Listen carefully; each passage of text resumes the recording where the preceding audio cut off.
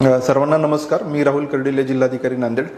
आपल्याला सगळ्यांना माहिती आहे की पेट्रोल आणि डिझेल याचा तुटवडा नसतानाही अशी अफवा पसरवल्यामुळं पेट्रोल पंपांवर खूप मोठ्या प्रमाणावर गर्दी होती आणि आपल्या ज्या डेली आवक आहे त्याच्या 2 पट 2.5 पट पेट्रोल पंपांवर अतिरिक्त ताण येतोय. त्यामुळं साहजिकच लोकांमध्ये घबराट होते.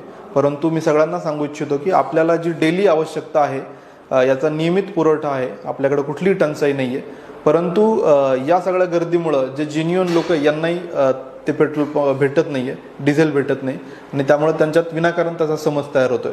माझं सर्व नांदेडकरांना आव्हान आहे की कृपया आपण अनावश्यक पद्धतीने खरेदी करू नये.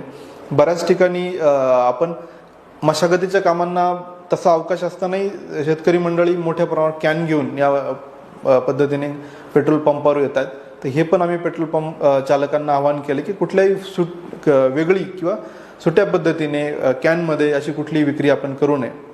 तर हे आवाहन केल्यानंतरही काही ठिकाणी आम्हाला असं लक्षात आलं की अजूनही ती गर्दी आहे.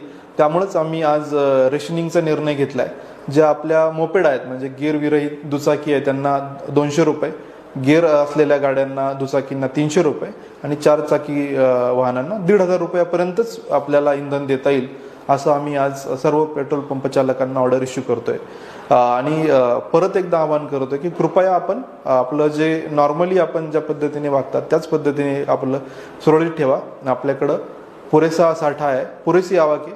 फक्त ती प्रचंड अतिरिक्त डिमांड विनाकारण निर्माण झाल्याने अशा प्रकारचं पॅनिक तयार होतंय.